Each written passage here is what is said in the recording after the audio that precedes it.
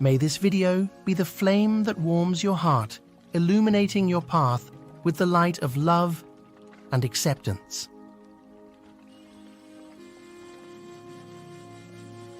You know, business districts of United States and UK and other places, I feel terrible for these women. All the time they have to be in a certain way. It is so hard to be a woman in the Western country these days. At one time it looked like freedom. You will see it is so extremely difficult to be a woman because she has to be always balancing on four-inch heels, and she has to be dressed like this, and she has to carry these bags like a man.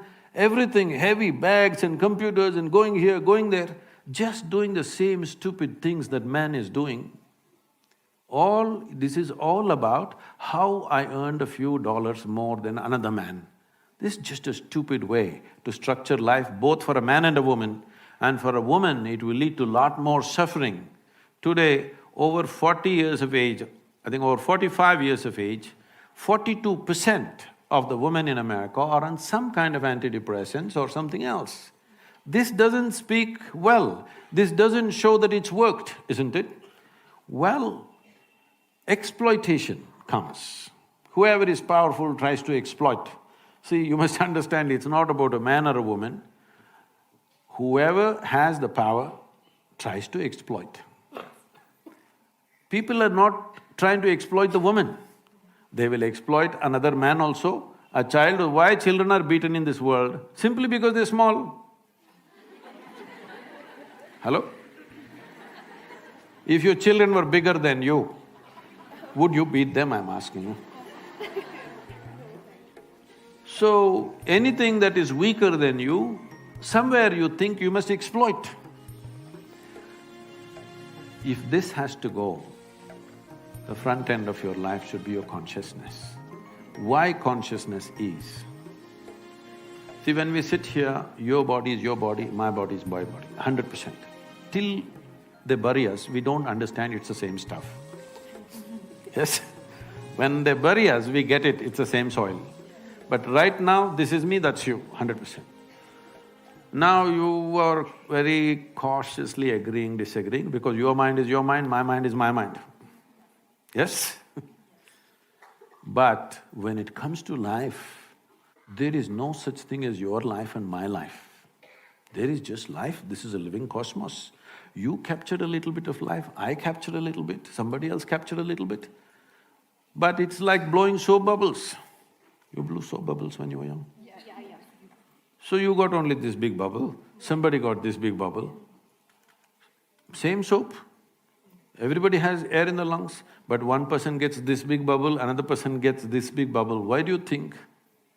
Certain level of attention, isn't it? In blowing a simple soap bubble, there is a certain methodology and a technique to it. Now you filled up this much, poop, it went. Then you can't say, this is my air. There's no such thing. So similarly, as you sit here, there is your body and my body, your mind and my mind, there's no such thing as your life and my life. If you put that as the front end of your life, all these discriminations, prejudice, nonsense, your body will not work against you and anybody, your mind will not work against you or anybody, your emotions will not work against you or anybody, because it is the identity which decides how your mind functions, isn't it? Right now this feminism is coming from, I'm identified as a woman. No, physically you are a woman, it's fine. 50% of the population should be women, always. Always it should be. That is good. But your identity need not be 100%. You are identified as a woman at one level, but your identity need not be 100% with your female body, because this means we are identifying with body parts. If we must identify with body parts, why choose reproductive organs? At least choose the brains. But brain is my enemy.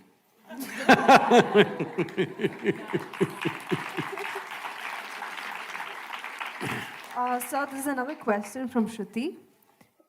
This question is for Sadhguru, the style icon. Nowadays, fashion is a multi-billion-dollar industry, At the same time, in the name of fashion, really unappealing, gross trends also come out. In the name of fashion, are crossing a line, and how do we identify the line? I'm sorry. Are we crossing the line, and how do we identify the line? Well, the first sentence, withdraw that one, huh? I'm not a style icon or something. See, for those of you who do not know this, the third largest polluter on the planet is fashion industry right now. It's estimated across the world, compared to how many clothes, how much clothing our grandparents had, how much clothing we have is on an average 5 times more. All of you seeing that, isn't it?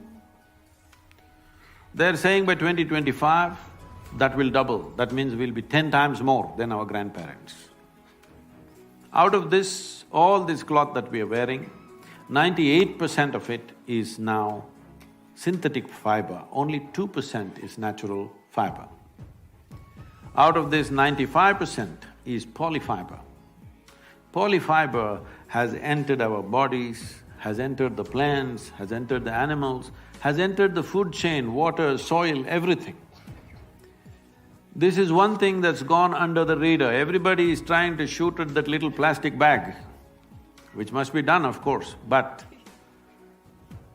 the polyfiber cloth is the largest polluter which is going under the radar.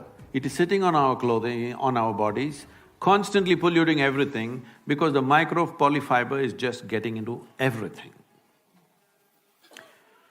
There are no poignant pictures of a turtle being trapped in a plastic bag or something like that, but we are all those turtles stuck in these things. So one of the things that we are doing is, as you know from your history, that India was the greatest supplier of textiles to the rest of the world at one time. 60% of the world's exports was Indian textiles 300 years ago. It was systematically destroyed during the British era. Over 3 to 4 million people died in about 50 years simply because the industry was systematically knocked down. And that's one reason why when the English left, nearly 91 or 92% of the people were in agriculture, because all these weavers went back to agriculture just for sustenance. That is why such small holdings all over the place and agriculture being in such disarray, one reason is because of destruction of handloom industries. To a point where one of the Governor-General said, the fields of India are bleached by the bones of the hand weavers in 1860, because millions died. So having said that, we still have the skills. India is poised, if we do the right things, to be able to clothe the world once again in a sensible way, in a natural way. And in the sense, this can be economically fantastic.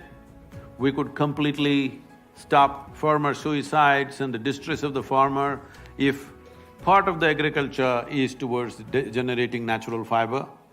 We have various natural fibers in this country. Fortunately, I'm seeing the more high-end fashion designers. Recently, I don't know if you saw, we had conversation with Sabyasachi, and people like this are promoting natural fiber. Well, now that you called me a fashion icon, let me admit this. In the month of October, we are having a fashion show in New York City. Woo! This fashion show, I'm not going to walk the ramp, okay? This is not about showing the apparel, but this is about exposing the top designers in America to Indian textile, the fabric.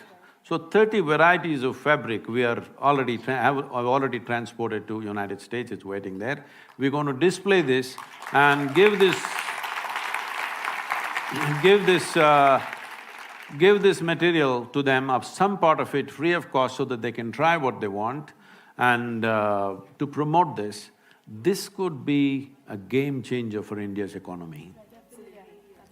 It need not necessarily be handloom, even if it is machine woven, but natural fiber. If natural fiber comes back, there is no other nation on the planet which has the skills that we have. Over 120 distinct varieties of weaves we have in this country. Nearly 50 of them will die any time in the next 10 to 15 years because only one old person, one little couple are doing something, their children have become software engineers. And it will die in the next 10-15 years unless we revive, because we must understand this.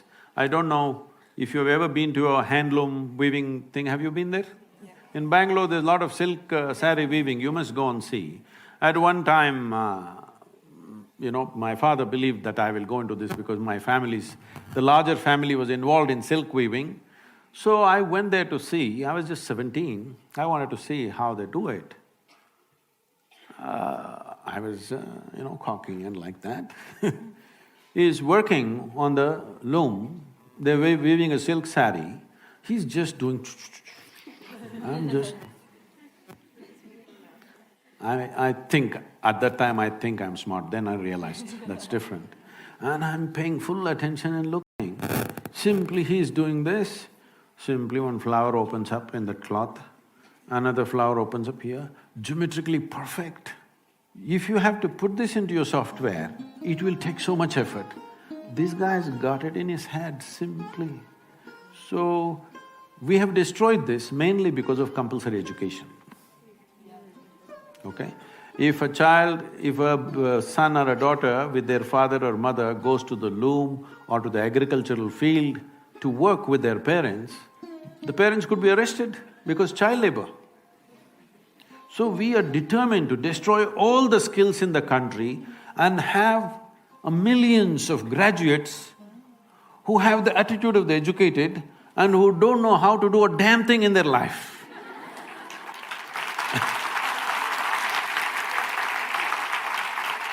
So, we push the education system towards only 50% of the time that you spend in the school should be academics. Rest of the time in villages, agriculture, craft, music, dance, folk arts, many things. For the first time, the central government announced about a month ago, 50% of the time is academics. But to implement that, it'll take… the speed at which we move, it may take 10-15 years, because infrastructure, training, you need teachers and everything. So coming to fashion, I think all of you must be style icons in some way. That means you're not just imitating some rubbish that some model or somebody does, something that fits you. Because each body is made differently, there is a certain way to arrange aesthetics for your own self. For your body, and style is also for your mind and emotion, isn't it? Not just about your body. So it must arrange itself like that, and please, maybe right now it's not possible for everybody, at least one day in a week, please wear natural fiber. Many farmers will not die if you do just this one thing. At least one day in a week, wear natural fiber, you may save many farmers' lives because this will be a steady market. If you grow more vegetables, it goes on the street. If you grow less, it's always a struggle. But if part of it goes into producing natural fiber as it used to be in this country, we were the largest cotton and jute manufacturers in the world, but all wiped out. Time to get it back.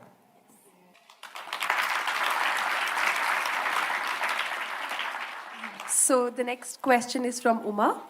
The question goes, life in cities have become a nightmare for girls. Groping, leering, lewd comments in public transport are a norm that girls have to put up with and unfortunately don't raise their voice against.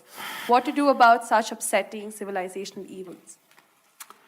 It's an unfortunate reality. At that moment, I know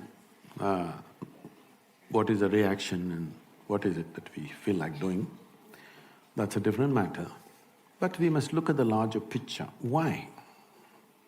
Why is such a thing happening? See, this is because we are a society in transition. We have sort of given up our traditional ways of doing things. We have not caught up with another way of doing life totally. We're just hanging in between for too long. In the sense, probably 30 to 40% of the young people that you see in the cities are migrants, they've come from elsewhere. One thing is, when you're in a new place, you can afford to be irresponsible. They won't behave like that in their own village, okay? Because there are consequences. Here they are new. And another thing we have to address, if we have to look at it compassionately, is if he was in his village, his mother, his mausi, his atte, somebody would be talking, see, we're going to get you married to that girl, see that girl? That is going to be your wife. Whether it's going to happen or not, that's not the point. He thinks there is a solution for his hormonal struggles. Yes, it's a reality, come on. Between the ages of 15 and 25, this is at its peak. So, even if there is no physical solution, there must be a solution in thought and emotion that he knows that, this year you're going to get married, no, this year the crop is not good, okay, you'll get married next year, they may postpone it 5 years, but he is living in that comfort that there is a solution for him. You take that guy and transplant him into Bangalore city. He's just a wild creature. He's living somewhere, 10 people in one room. Daytime one set sleeps, nighttime another set sleeps in the same room. That's a living conditions, I'm saying. And there is no family, there is no any kind of balancing factor in him, there is no society for him, it's just dog-eat-dog world for him. And for his hormonal stuff, there is no solution. Nobody is telling him that girl is for you. His mind is going crazy. He watches movies, these days pornographic stuff is all over the place, he's watching it on the phone. So he thinks this is what every girl wants. He is unable to think beyond that, you must understand his problem. See, first of all, what puberty or adolescence means is, see, when you were, let's say 10, 12 years of age, you looked at somebody, they were just fine. Suddenly you became 14, 15, your intelligence got hijacked by your hormones. You look at somebody, every bump on their body looks like a world by itself. Yes, this is the reality. Now, that guy who is transplanted from a village to here, and his idea of a woman was his mother or his mausi or somebody, now he's seeing young girls here, the kind of girls that he only saw in movies maybe. Now, one drop of alcohol, the guy will pounce on you. Little more push he needs. All these rapes and things you're seeing is just this. Already he's out of control, he's somehow holding himself, put 1 or 2 drops of alcohol in his mouth, boom, he'll go crazy. So this is an unfortunate situation, it's a cruel situation for him, it's a cruel situation for those who are victimized by him. But we are a society in transition, it's time we address our issues directly. Don't go on thinking it'll get solved if we close our eyes and sit. It doesn't get solved. So, as a society, we must debate. Are you going to go back to 16 years of age, you can get married? Or are you going to go back to a place where you will discuss and see how to conduct this society? After all, there are young people, they have their needs. How are you going to address this? We need to directly, head-on, we must approach it, not slinking around it, not hiding behind religious books and this and that. You need to address it, this is the issue, how to deal with it. If you don't do that, this is what they're doing. See, one thing is, when such things are done to you, how horrible you feel is one thing. But I want you to also think, how degenerate does he feel doing these things? There is a certain degeneration. He can only do it when he believes he cannot be caught, isn't it? Because there is a certain degeneration of mind, essentially because it is just like a hungry child grabbing something and running away to eat. He is in the same mode with his sexuality. So we need to address this. Very important we address it. The sooner we address it, the better it is. Thank you, Sadhguru. We have questions from the audience now. We will be taking questions from the audience. Logistic members, please help the audience.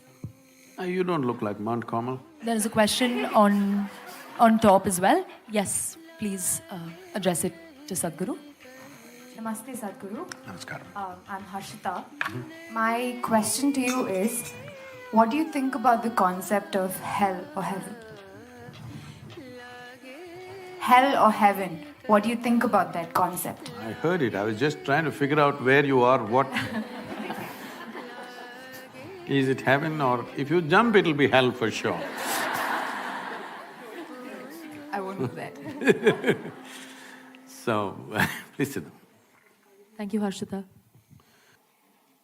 See, those who have made a hell out of themselves are always aspiring to go to heaven. Yes.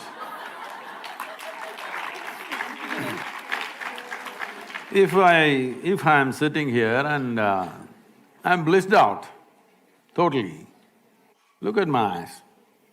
It looks like I'm always stoned. Yes, never touched a substance, but this is the most complex chemical factory in the world. Is that so? Do you agree with me? The question is only, are you a great CEO or a lousy CEO of this chemical factory? If you are a great CEO, you would keep this all the time, blissed out, right chemistry. If you're a lousy CEO, you produce bad chemistry and you think it's because of this one or that one or that one. So, for some reason people are feeling miserable.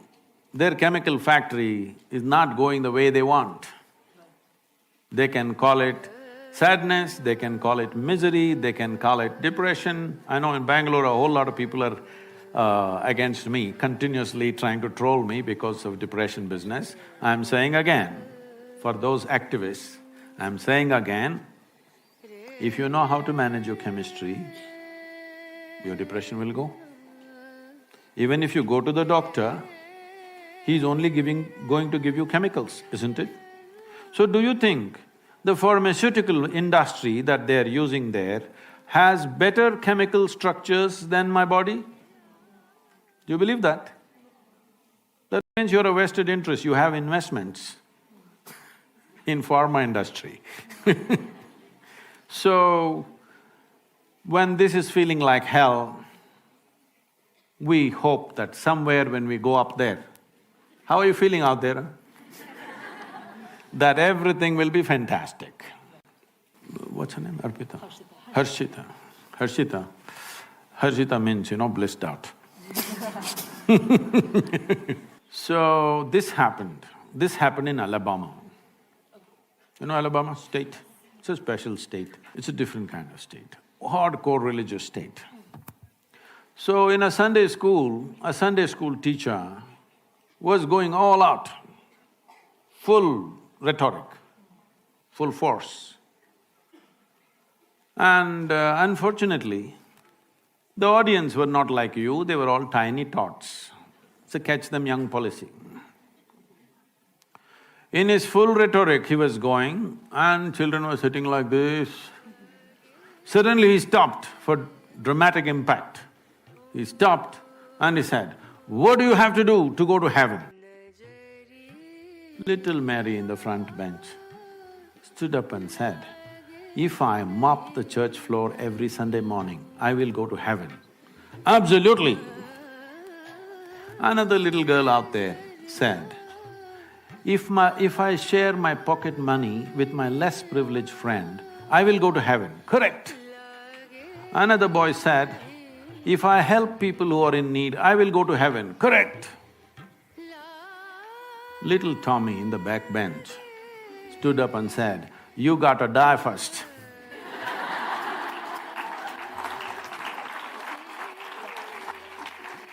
Well, that's a qualification. If you want to go to heaven, you got to die first. So when you die, depending on your culture, we will either bury you or burn you or cut you and throw you to the birds. Yes, one of these things we will do, depending on your culture. So one thing is very clear, you will put your body back into the earth and it's a very eco-friendly thing to do. If you've not done anything in your life eco-friendly, that is one act which will be good. You should not take your body and go. You must put it back into the earth because this belongs to the earth. So you left your body and went to heaven. You know what is in heaven, Harshita? No? You know? Okay, okay. So, what is in heaven? In Hindu heaven, food is very good. If you are a foodie, you must go to Hindu heaven. Nala himself will cook personally for you. He's the greatest chef. If you go to another kind of heaven, white-gowned ladies will float around in the clouds. If you like that kind of ambience, you go there. If you go to another heaven, you will have virgin problems. If that's what you're looking for, you go there. But you went there without the body. What do you do with good food and virgins, I'm asking? Hello? You don't have a body, these are all bodily problems, isn't it? No body, what do you do with food and virgins? In the Hindu way of life, there is a thing, up there in heaven, there is an Akshaya Patra. How much ever you eat, food will always be full. Well, when you go without a body, food will always remain full in the vessel. And they will always remain virgins.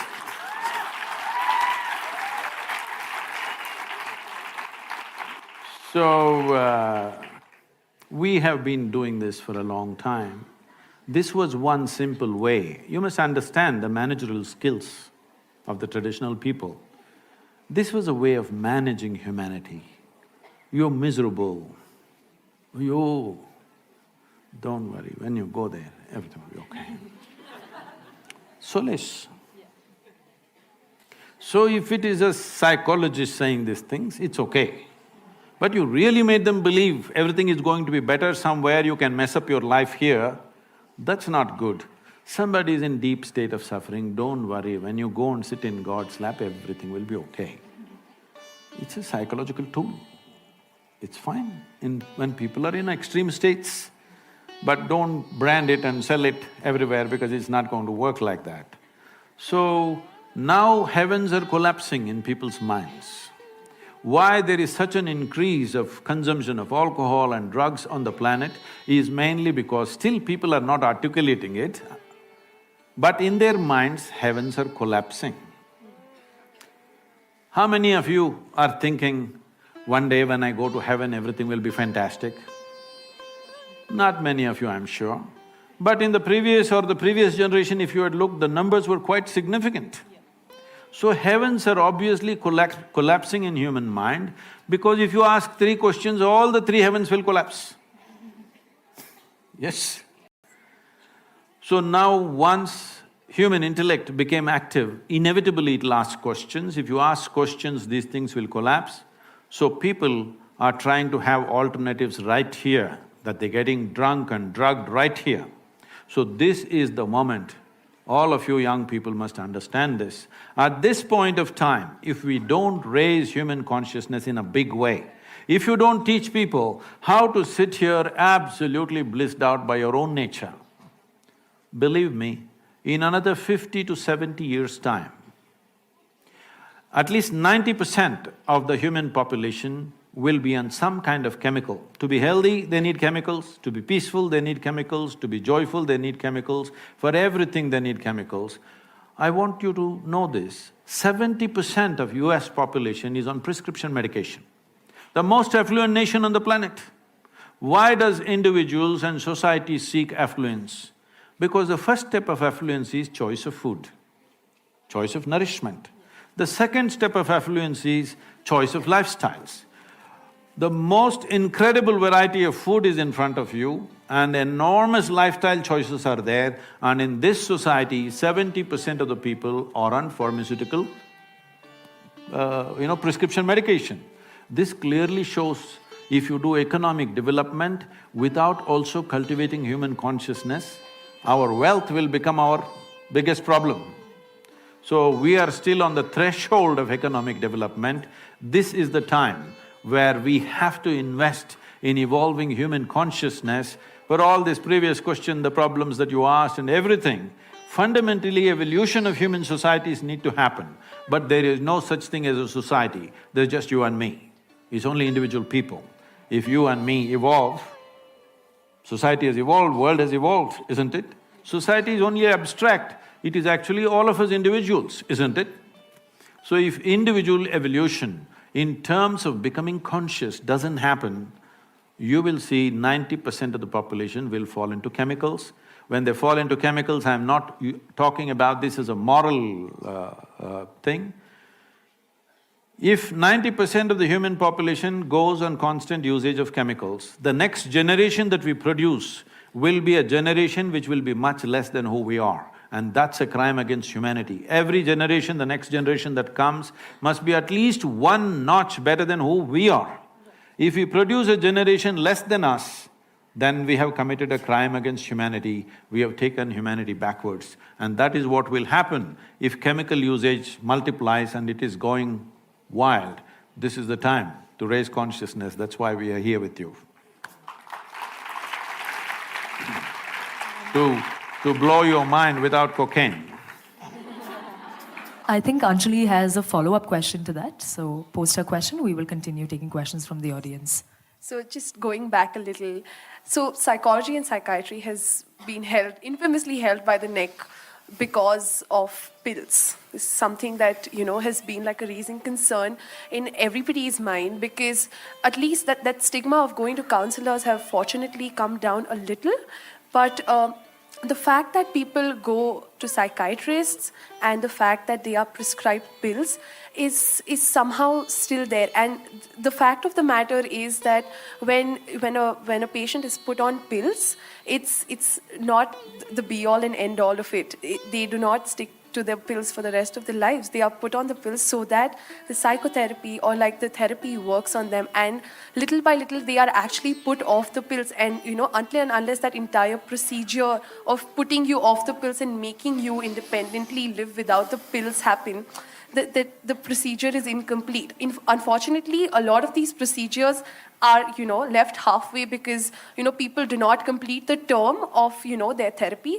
But the entire science… You're telling me… I'm not rubbishing the science. I did not rubbish the science. When nations across the world, almost without exception, fortunately, Europe was not going that way after World War II, but now once again they're going that way. Almost every nation has invested enormous amount of money in building and stockpiling arms, armaments, bombs, missiles, smart bombs. I don't know how a bomb can be smart, it's the dumbest thing to do. It is the dumbest thing to do.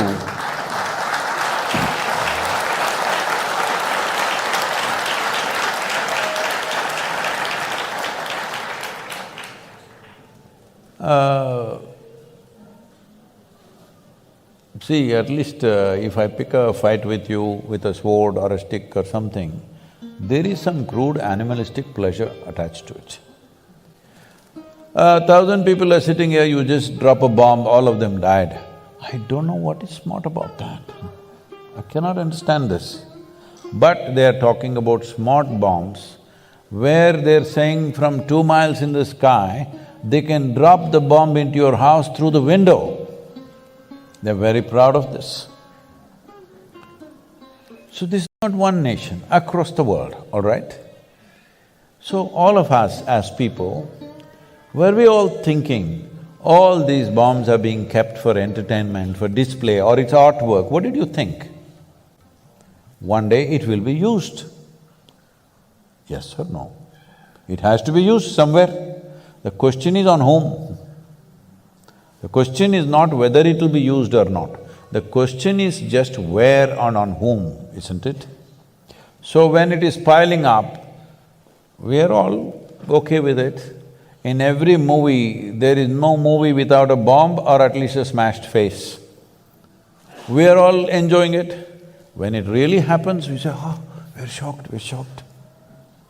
It doesn't work like that, life. This is why I'm telling you about the soil. Will you grieve after the disaster? Or will you be that generation will turn the disaster around? This is all the choice we have, because this is our time on the planet. How we do our life is our life, isn't it? So, wars are almost inevitable because economies are built on war. Without war, a lot of people cannot survive. The largest industry on the planet is arms and armaments. How will you not use it? If I am making guns and bullets and I sell it to you and you don't shoot a single bullet, I'm disappointed with you. Hello? This happened, I was at the World Economic Forum. At that time, the Sudanese war was going on, terrible war. Over 2,600,000 people died, out of which 50% were children below 6 years of age. Can you beat it? 130,000 children die in one war. So, at that time, some, movie stars and others are going there and carrying one, an African child is always a trophy. You carry this child and take photo ops and all this is happening. And they showed a video where all these militants or soldiers or whatever you want to call them, they're just going in these pickup trucks, simply shooting at the sky, okay? I said, see, these guys, if I have a fight with you, at least I need to shoot you. If I'm shooting the sky, that means I have abundant supply of bullets, isn't it? Abundant supply. Otherwise, I won't be shooting the clouds. If I'm fighting a war, when I shoot, I want somebody to die. Yes or no? Hello? I'm not going to shoot at the sky, but they're shooting at the sky with automatic weapons continuously. I said, see, somebody is supplying them plenty, all right? Otherwise, nobody will shoot at the sky. I said, there are 62 industries in the world who manufacture that caliber of bullet. I will give you the addresses. Will you go and lock them up? No. You will go to the war zone and pick up a child and do drama. All you need to do is, if you take away the bullets, once that runs out, maybe they will hack each other, but you can't kill that many hacking, at least. If you can't transform the human being, at least you must defang him, isn't it? Hello? Yeah, defang means you take away his teeth at least. If transformation is possible, fantastic.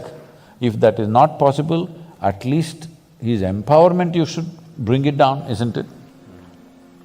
So, we have no intent of stopping the war, let's be clear about that. When it happens to us or when it happens close to us, we will cry. When it's happening somewhere else, it's drama.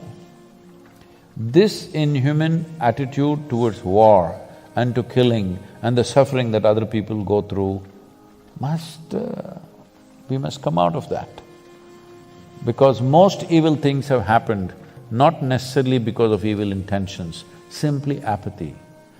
You sleep through life. Is sleeping a crime? Hello? Is sleep a crime? Hello? No, sleep is a good thing. But if you sleep through your life is a disaster.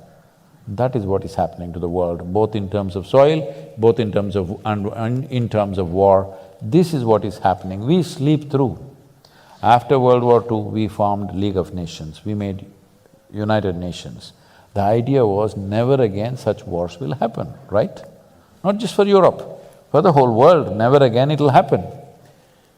But since then, how many wars? Actually, if you look at it, there's not been a single day's break on this planet after World War II without at least a battle going on somewhere. So, we have issues. We have economic issues, we have property issues, we have issues, all right? This is the idea of setting up a United Nations, that we will fight with our words and solve our problems. We are not in such a la-la land that we don't have any issues. We have issues. We genuinely have issues, isn't it? That two sets of people believe this is it, that is it, there. But this is the idea of setting up a platform which would solve problems. What has happened? We have pushed it to the side and doing what we want to with each other. So, 20th century, 21st century when it began, everybody said, this is 21st century, this is the age of information, this is technology, this, that, no wars. Tell me how many wars in 21st century? How many nations have been destroyed in 21st century? Many. Too many. Too many for 22 years, isn't it? So how do we wake up?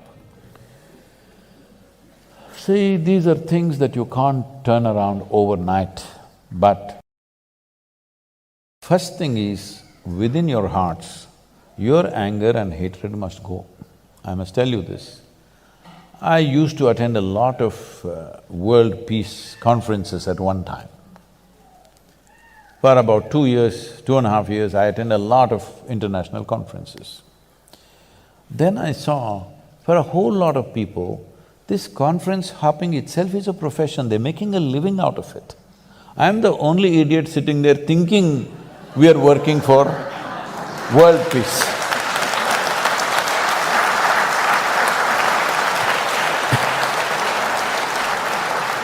So I was in a very prominent conference, 42 Nobel laureates were participating and a few ex-heads of state and all that stuff. Because when they're head of state, they will do war. After they retire, they will talk peace. This has been the way of the world. So, I was here and this is the third day afternoon. One particular Nobel laureate, it's his turn to speak, and after that I'm speaking. So he came up and there is no… this podium is a little exposed, a proper big podium, you know, the wooden thing. So he went and stood behind that and he opened his file. He looked down, he never lifted up his head up. He read 42 pages. And I was sitting in the front row trying to grasp every word. I'm watching every page. 42 pages he flipped. Then I look around, the hall is absolutely peaceful. Because everybody, except the security and a few staff who are standing, everybody has fallen asleep. Then I thought, this is world peace for sure.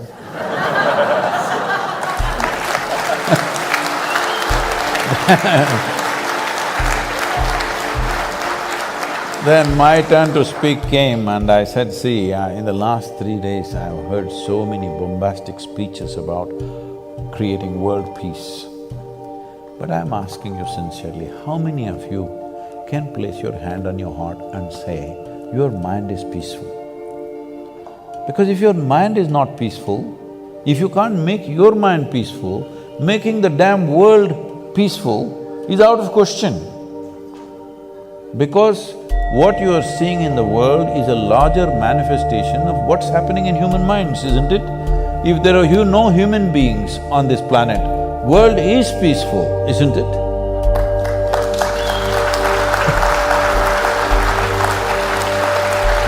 Then I inquired why in the afternoon session everybody has fallen asleep uniformly. You know, there was a certain unity about it, except me and a reader, he's not a speaker, a reader. Everybody has fallen asleep. Then I asked, what happened? He said, no, Sadhguru, yesterday evening there was a Bacardi festival. Oh, free drink. So everybody became peaceful.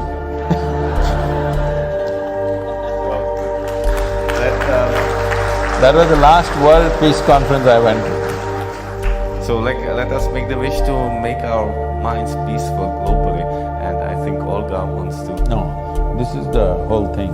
We can't make everybody's mind peaceful. You can make yours peaceful, I can make mine peaceful, she can make hers peaceful. This is the only way it works.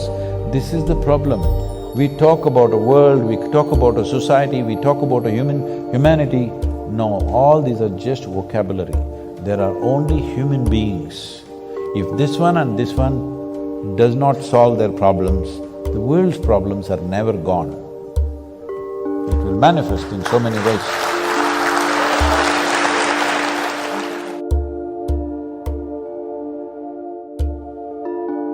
We hope this video has been a source of inspiration for you. Be sure to check out our other content and share your wisdom with the world.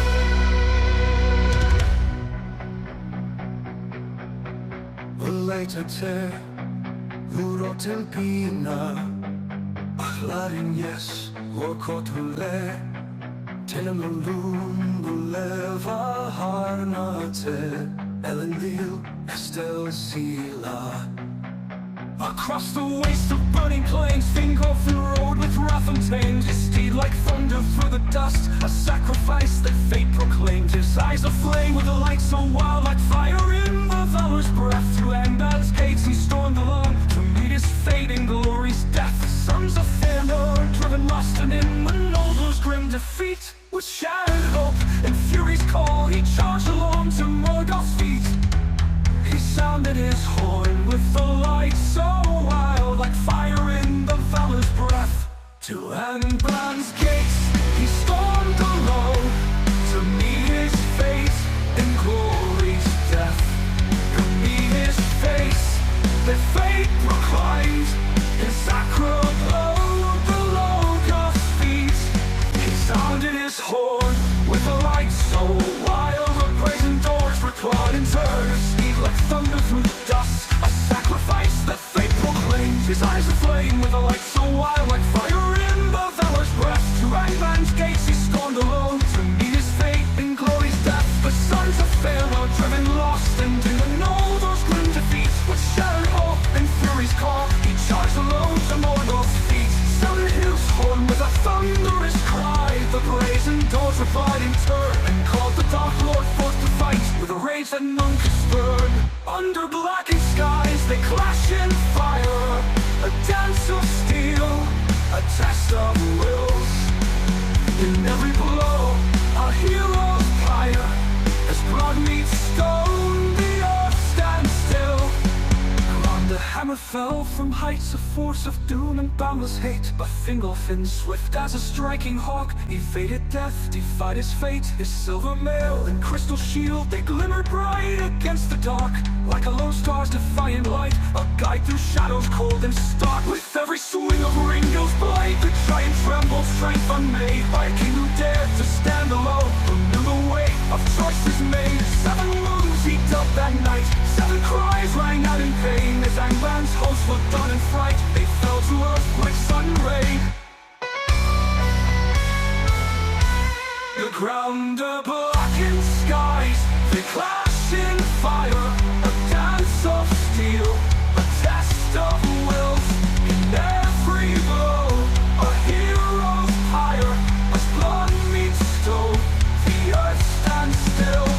tongue gave way to pits of grief. Beneath Morgoth's iron sled, yet still the elven king arose. Though wounds ran black, his courage bled. With one last cry, he swung his blade and healed the Dark Lord's wicked heel. The blood poured forth a burning shade, unlocked no time to leave.